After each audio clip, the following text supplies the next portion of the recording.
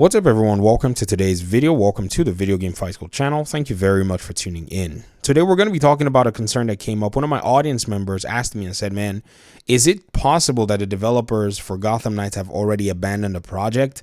I think I saw something on Twitter. I think it was maybe Alex from Podcast Now that posted a little snapshot showing that one of the people in the pipeline for development had moved on to another unannounced project. So within Warner Brothers Montreal, you're going to start seeing, or maybe we've started to see, that some of the people who worked on Gotham Knights are now working on a different project. Now, every studio is different the way that they actually make and do their video game pipelines and their development, but I can tell you that this is not abnormal. From the experience of having covered and followed The Division for about 6 years, I can tell you that this is something that usually happens in studios that actually create multiple games at the same time. Now, with The Division, we've been fortunate as the community to be able to deal with the developers directly for the most part. We know the way they move their, video game directors. It's not uncommon. In fact, let me give you an example. In 2016, the first Division game came out. The creative director for that game, his name is Magnus Jensen. Right after the game came out, we didn't even necessarily see much of him because apparently at the time, he was already selected to be working on the Avatar game. Some of you know that Ubisoft is actually working on an Avatar game, and the person that's actually the creative director of that game is the guy who actually did, or actually spearheaded, the project for, the Division 1. Now, when he went to do Avatar, they selected somebody else who was his associate creative director to start working on the Division 2 almost immediately. And when the Division 2 came out, that person basically left the timeline. His name is Julian Garrity. He is the one that's working on Ubisoft's Star Wars game. So this is something that happens in some studios, and as staff get to move around, it's not uncommon. Does this mean that the project that they were working on is abandoned when they start working on other projects? The answer to that is not always necessarily the case. They may be moving to these other projects so that they can continue work, or at least start spearheading work on those projects while there's a support team that's developing and working on the game. It could also be that they're done with Gotham Knights. I mean, I'm not saying this is definitive. From what Jeff Eleanor kind of hinted, it seemed like there was probably going to be more to come in terms of what the game had to offer. Maybe now might not just be the time. Maybe it could be a thing where, because fans didn't necessarily, or a broad spectrum of folk didn't necessarily seem to, get the game, or the game didn't appeal to them, they might be going to, a place where they're calling it quits. I don't think that's the case. I think when you develop a video game, one of the best things that you can do is continue to support the game, because over time, the game is still going to be viable in terms of sales. Cyberpunk 2077 came out in 10 times a worse state than Gotham Knights did, and it still sold 20 million copies because they continue to support the game. So I don't think it's a sensible thing for them to actually go ahead and do right now, to pretty much abandon a video game that is live. When I say live, a game that has been released. So they have all the incentive in the world to have a support team that will continue to execute plans that the game already had in place. So if there was any DLC planned, they might be able to execute it. If there was maybe any extra content that was probably planned, they might be able to go ahead and just have developers who are working on the project as a whole. Because even games like The Division, right now in The Division 2, its creative directors are already working on different projects, but they already have someone in the pipeline. And in their instance, it's more like a face to the name kind of deal. The way Ubisoft does things is slightly different from the way a lot of people would do things. But this is pretty much how, things usually roll. If you also kind of maybe go ahead and pay a little bit of attention to all this as well, you'll realize that other studios as well, some of you, your favorite studio on this channel is Respawn. You play Apex Legends, so you love Respawn, right?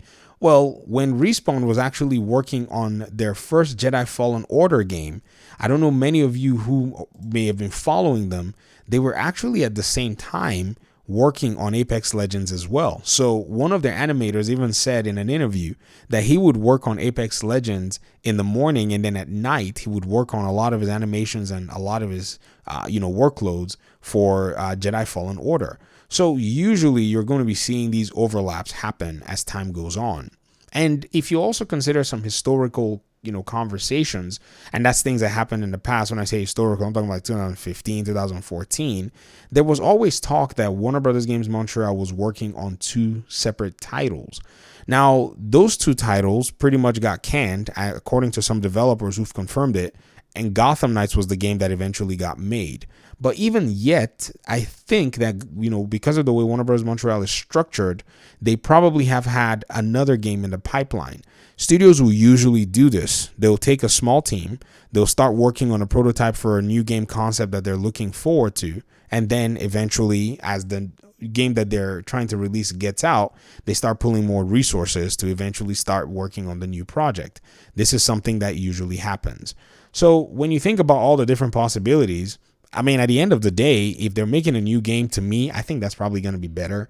Honestly, I think with the way Gotham Knights was, they made one mistake in my mind. They should have gone full on. The RPG-esque nature of this game is so solid, just from a mechanics perspective. They wanted an RPG. I'm like, why didn't you guys just go full madness with it?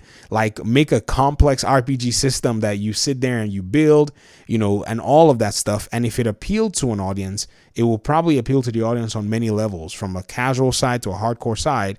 So I think this is definitely what I would love to see them do if they're making another video game. Also, you think about all the different elements within Gotham Knights, examples being your emails. You're going to see that they want to open up the Justice League universe in this particular studio. Like, the way NetherRealms was able to get the job done, it was kind of nice. It was kind of different. It was a whole different take in terms of Injustice. But I think we need a studio that can actually iterate and punch out video games to start to explore that. Put a lot of this stuff aside. I think a lot of people are just so jaded. I can't believe our community sometimes. The DC Games community, man, you guys are phenomenal.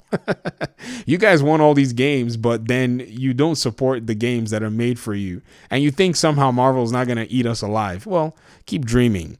But I think what needs to happen is this studio needs to continue to pump out these games and keep their, framework as close to what it is that they've done with Gotham Knights as possible, and continue to improve it.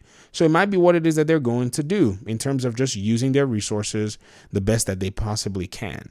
So I think these are some of the different avenues that you can look at when it comes to all of this stuff, honestly, because there is a lot that you have to actually take into consideration when you're actually dealing with the way this video game stuff works. It's not the easiest thing to kind of put your hands around, but because of the secretive nature of everything, you're really not going to hear too much. But I doubt that they're actually leaving Gotham Knights alone right now.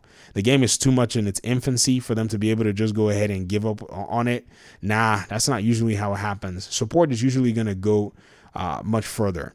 Now, if the support does not last any further, I'm not going to be surprised as well. I remember NetherRealms, they wanted to add more support to Mortal Kombat 11, but as the entire 2020, pandemic hit and it's, kind of slowed them down, they released the one major DLC, and then they finished up by releasing their character pack.